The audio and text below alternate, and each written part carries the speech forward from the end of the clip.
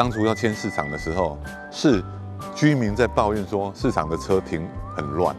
可是呢，那边呢也因为这样也比较市中心，所以比较容易 get 齐。那所以呢，摊商呢怕说，如果换一个新的地方去，那又是虎头皮的旁边又没有商店，他们很怕说，生意会不会不好做？以前在旧的市场啊，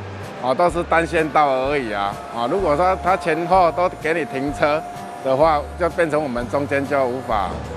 动线，就没有办法进去卸货。过来这边的话，改成双线道，这样子设计完之后，那个2台大货车都可以相像的对啊，那变成说不会说造成拥塞的状况，这样子客人来这边也比较安全。这个动线设计下去后，我们在卸货的时间上也更加的会提升啦。不会说以前可能卸一台货可能要1个小时，现在可能说这个动线设计完之后，可能变成说，我们就可能20分钟、30分钟就可以卸完了。如果卸不完的不足的状况，就可以马上说可以外面还有设计再让大货车在另外再卸货的地方。所以说这个是很好的，我觉得是很好的不错的设计的这样子。我们的整个这个市场的设计已经变成一个观光景点，上面也是蛮多人来欣赏的这样给每一天就感觉给足多人的，茶具的遐天壤之别。客人就说，来这边好像在逛好市多一样啊。第二，空气也比较好啊，因为这个动线挑高比较宽敞嘛。一个上班的环境已经改变了，就是早上就比较喜欢说，早点来，因为这边比较有很多的客人啊，加减卖啊那样。我常常跟摊商讲，或许我们有些摊商是有2派的行为，这一派行为是我这户我都不爱走啊，我的办管理有啦，可是。我要办公，万一那客人没吃哦，所以他就愿意什么？愿意投资，他就愿意买车，他愿意买其他机具下来，所以我会觉得这个市场就越来越有活力。也有一些那个日本的冲绳的那个议员来看说，他们第一句话说，你们有零售，有观光零售，有观光零售会比较有活力。其实这个市场呢，除了环境的改变之后，也让顾客去改变摊商的一些行为。那这个是我们认为这个市场可以走长久远的地方。掌握市政3分钟，台南进步向前冲。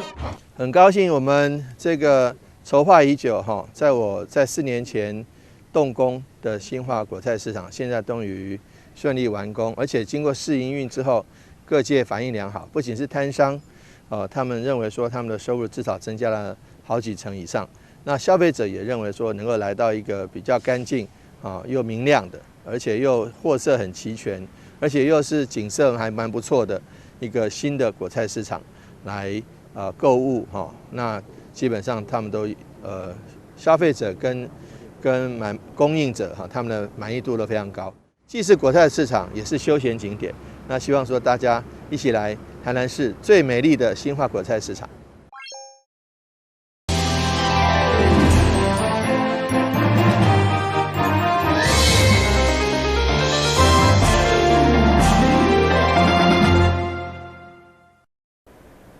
大家好，我是陈碧纯，欢迎收看5月18号礼拜4的中嘉台南地方新闻。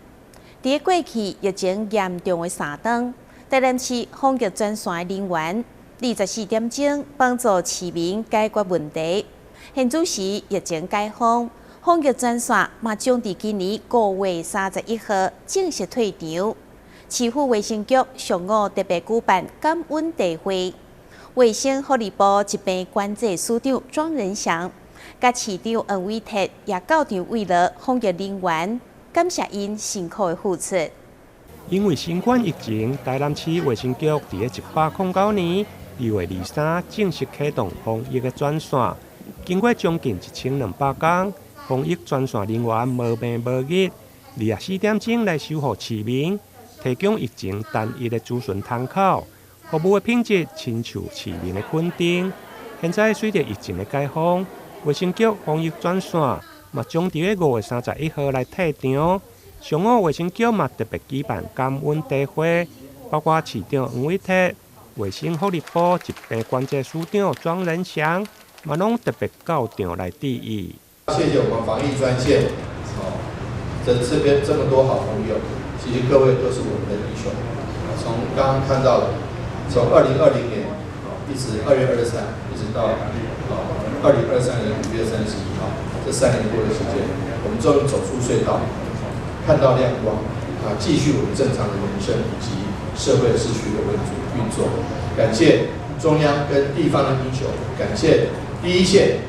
跟我们决策圈的英雄，祝福大家。我首先要谢谢这个黄市长所带领的这个防疫团队，跟这个苏局长哈。那在开始有第一例的这个病例之后，那他们很快在1个月之内就成立了这个防疫专线。那而且他们这个是24小时的服务，那这些防疫专线人员，事实上没有他们，这个没有就无法及时解答跟这个回应这个民众的需求啦。那这个部分也因为有他们资源哦，所以我们的防疫人员的工作也比较顺利，所以这个民众也比较安心哦。所以我要特别就听苏局长说今天有这样的一个活动，所以要特别来致意，也感谢这个黄市长所带领的防疫团队都是我们国家的这个防疫英雄。现场市长甲署长嘛，一一颁奖表扬防疫有功的人员，包括医疗医所、医护人员、甲防疫专线人员等，感谢因对防疫的贡献甲付出。台南新闻林根采访报道。原本预定2021年就要完工的台南火车站高级修复工程，因为变更设计被文化部停工，到目前拢无进展。面对2024年台南建成400档，台南火车站的门面整修却一直无进度。立委郭国文上午也接中央文化部铁路局甲公共工程委员会南下会勘。希望找到解决的办法。立委郭国文表示，台南火车站是全国唯一有旅馆设施的车站。对2017年展开修复的工作，原本预定2021年要来完工，不过后来发生毁损的争议，部分的工项承包商无经过文书变更审议，就来进行施工，后来被勒令停工，地属工程一直来拖延。对此，立委郭国文批评是行政怠惰，该追究责任就要来听发。台铁台南车站的一个站体的一个改建工程，那事隔已经超过5年半之久，没有想到这个工程还是被阴价覆盖。那中间呢有许多的错误，而监察院也提出相关的纠正。但即便监察院提出纠正之后呢，目前也是毫无进度可言哦。毕竟呢，这铁道管理局呢是中央部会所管辖，因此我们今天特别来会看。一来，我们希望呢进度呢要非常的明确，因为明年就是台南400，这样的门面啊，只是不堪入目，令人难以接受。工期一定要赶快进行。除了加强这个工期的进度跟品质之外，第二个，相关人员的惩处啊，不宜延宕。否则的话，公务人员的整个公共的形象啊，只会越来越低，没有办法让人民所信服。不论是监察院也好，审计部也好，该所属机关也好，该送公务人员惩戒委员会的，就要送公务人员惩戒委员会；该向承包厂商求偿的，一定要要求求偿；该送检调的，一定要送检调。完之后呢，包括技师惩戒委员会该送的都要送。如判决确定的话，一干人等有所属的相关责任，绝对不宜重放。上午包括交通部、铁路局、公共工程委员会、文化部、加市府文书处等单位嘛，拢实地来会勘。现场嘛有一位议员到场关心，会中委员表示，希望会用赶伫明年2024年台南建成400年的活动进程，至少门面的用者会用来拆除。不过，铁路局表示，目前修派的部分佫需要第三方的鉴定，等待找到新的承包商重新发包，才会办理新的修复工程。基层或许我们看看能不能，我们下午其实跟台铁局本来就有一个工作会议，我们也希望把这个基层网络看我们来研究一下，但在台铁的可能性的时间尽量缩短。那至少我看起来，比如说，它年底完成清点嘛，清点那我是觉得设计建造包看有没有办法在清点前就完成发包，就不用等12月清点完才去办发包。我觉得应该是可以先行发包。对，可以先行发包。2024年的活动，我们会尽全力来配合。当然，刚刚讲阴架门面部分，如果安全，我们会在这个清点期间或者在发包期间，先安全部分先做处理。如果安全没有疑虑，那我们在这边可以先拆除的，我们来做处理。那另外一个地面的这个部分，那因为展演空间如果有涉及到它沿地面要做那个，我们会用其他，比如说铺面的方式，先做这个防护铺面的方式来做一个硬体的处理，就是让这个整个门面不会那么突兀。根据台湾铁路局的讲法，因为目前已经甲进前的厂商解约，并且由第三方单位进行鉴定清算。现场经过文化部甲公共工程委员会协调，后续 PCM 的专案管理部分将伫个2个月内完成决标，予后续的工程会用伫年底进前来发包时间，预计2025年的年底会用完成。台南新闻林根采访报道。为了予结婚的新人伫个登记这个重要的日子留下美好的回忆，台南市特别伫6区的户政事务所设计无同风格看板，予新人翕相留念。而且为5月18号开始，整50位登记者佮赠送精油手工色纹礼盒，要予新人满满的祝福。现在来到台南的户政事务所，真无共款，以湖南为例，就特别以传统古礼风格来设计翕相专区，要新人留下难得的回忆。其中一对来自北部的新人，18号专工来到台南登记结婚，除了回忆第一摆来这旅游的点点滴滴，整个登记的气氛嘛，互因感觉做大心。而且其实我们蛮常来台南玩的，就是觉得这地方蛮多好吃的，很常下来吃东西，对，所以就想说，既然要挑一个，因为现在到处都可以登记结婚嘛，我们想说那挑一个比较有纪念性的地方好了，所以我们就特别下来台南登记这样子。台南这个户政事务所就觉得给我们满满的人情味跟祝福，就是你可以看到现场有很多工作人员，然后给我们很多的礼物跟祝福，就觉得在登记结婚这个日子可以感受到大家也赋予我们同样的祝福，然后也很开心可以把这个喜悦分享给大家。台南除了予新人伫登记结婚有特别的回忆，讲到送礼更是到礼数，民政局长嘛亲自来到户政事务所，代表市长赠送向前久久长长的纪念美女等充满喜气的文创礼品。18号开始正式升级，佮加码提供精油手工做礼盒要来销送，只要前50名登记的新人拢有。新人登记就有这一很喜爱的礼盒，那这边都是有精油皂，那我们的精油皂里面的礼盒都是有玫瑰花的那个大的精油皂，还有这些喜字、爱心。那我们的选用的这些精油皂的材质，都是针对设计像新人，他皮肤可能比较干，或者说比较年轻人，他比较混合性肌肤，所以我们精油皂所设计的皂基呢，就是偏向你柠檬香茅跟我们薰衣草。还有附一个护券，那护券就是说我们可以提供你们婚前的一个护保养，一次是免费的，好。还有我们护保养完之后呢，我们会再赠送你一组那种旅行组，就是让你去度蜜月的时候呢，可以使用那些净白保湿的旅行组给我们的新人。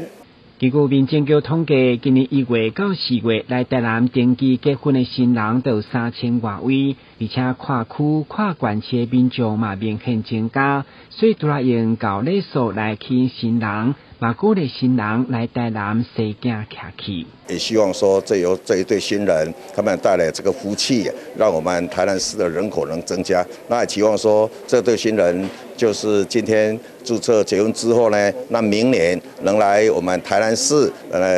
有小孩子出生之后来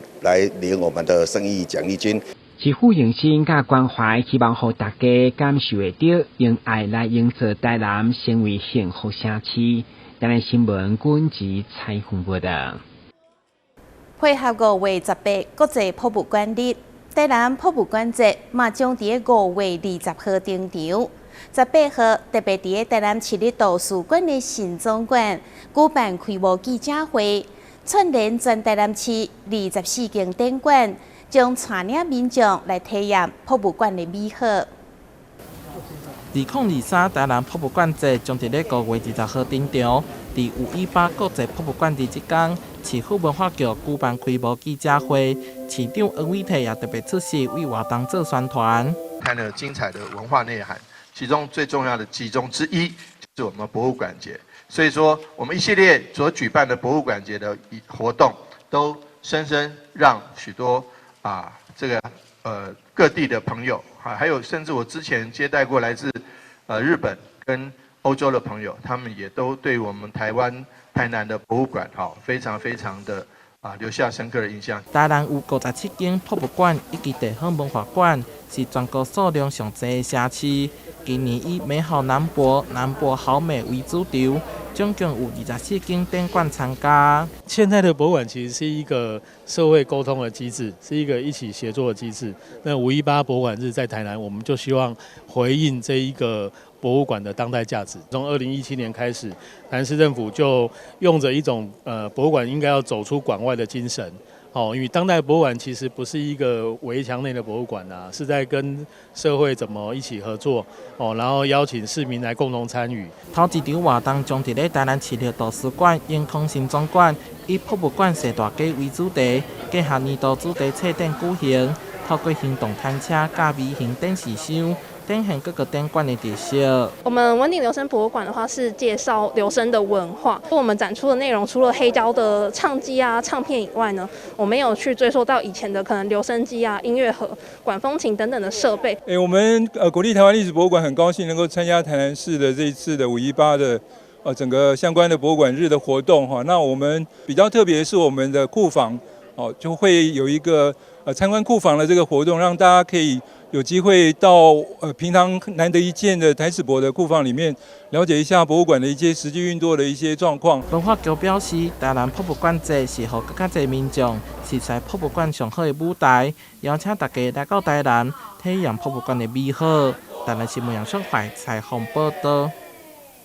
台南市的小黄公车比俄罗斯上有温度的交通服务，所以路线嘛一直增加。5月18号，南市29线西港区新路线正式营运。市长黄伟綽嘛宣布，小黄公车的载运量已经突破10万人次。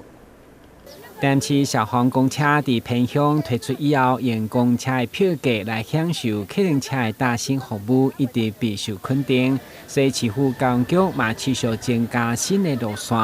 5月18号，拿29线，也就是西港来回嘉义这线，伫市长黄伟綽甲侪民代贵宾的见证正式启用。会中市长嘛宣布，小黄公车营运服务已经突破10万人次。3、2、1，请启动！大台南小黄公车西港区正式上线。小黄公车前2档是中央出8成，第3档开始是咱地方家己爱出，所以咱今年咱差不多在即马25条小黄公车的路线，一年差不多要2亿5千万，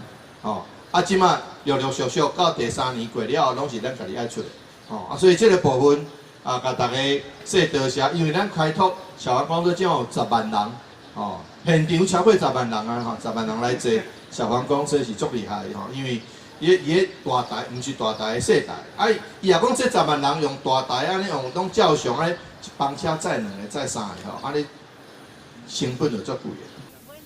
小黄公车来到西港区的偏远部落服务，就是要解决当地时大看医生、要采买出门的困难。所以市长嘛讲，后生新妇无法度载，只要一通电话预约，加讲小黄公车得来接送，而且使用市民卡也个是免费。加上7月1号开始，台南市开办65岁以上健保费补助，要互长辈得到相同免费的福利。叫车专线0630000000，欢迎市民多加利用。台南新闻阮及采访报道。根据统计，台湾的交通事故有6成是发生伫路口。北区立林国小特别邀请台南监理站各学校做交通知识宣导，而且佮甲公车驶入去学校内面，互学生会当清楚了解大型车会有真侪死角佮危险，小朋友爱特别注意安全。好，我们现在请司机大哥帮我们来启张车子哈，让同学知道什么叫内停。你们不要看到气球坏了，三角锥被拉扁了。为着提升学童的交通安全意识，台南市北区立林国小邀请台南监理站甲公车驶入去后方，透过实景模拟的方式，让学童了解拄到大型车需要注意的所在以及危险。我们会借由实际的帆布跟大客车在立林那个国小里面，我们做一个场景的布置。我们要让小学生知道说，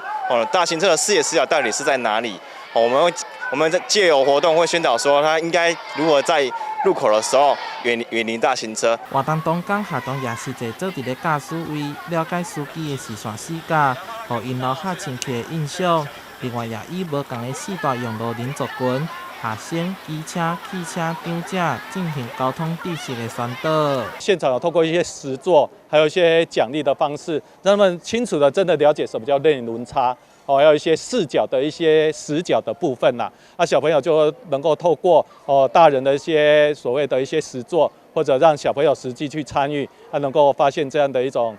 真的有这样的一种状况的话，可以如何来化解，或者甚至避免让所有的包含行人啊、开车啦、用车的人大家的安全都是最好的。针对日前发生女童行伫咧过路线煞无现伤亡的事件，监理站也呼吁开车经过路口的时阵，爱放慢速度，注意行人，行人也爱做好停看停的动作，避免事故的发生。台南新闻杨顺怀采访报道。真侪人有秃头的困扰，而且不只是男性会有雄性秃，甚至连女性也有可能会有雄性秃。皮肤科医师指出，上界可能的原因其实是基因，而且若确认是雄性秃，会当试看卖使用生头毛水来促进血液循环做改善。照照镜子，看看自己的头发，是否会发现有某个区域头发比较少的问题呢？有人认为产生的原因可能跟饮食或是作息有些许相关，但皮肤科医师指出，造成人们雄性秃的主要原因是这个。男性雄性秃算是现在男生最常见的头发会变少的原因。那其实主要是跟体质，就是基因遗传。最主要有关，造成就是本身毛囊对荷尔蒙、雄性荷尔蒙比较敏感，所以时间年龄增加，毛囊会渐渐萎缩，觉得头发会变细，头发变稀疏。基因是造成雄性秃的主要原因，时常是因为遗传的关系所导致，因此并不是只有男性才会有雄性秃的状况。其实会造成落发、掉头发的原因是很多，但这个雄性秃其实在女生也是有可能会发生，就我们叫female pattern 的 hair loss， 也是认为跟荷尔蒙基因遗传有关系。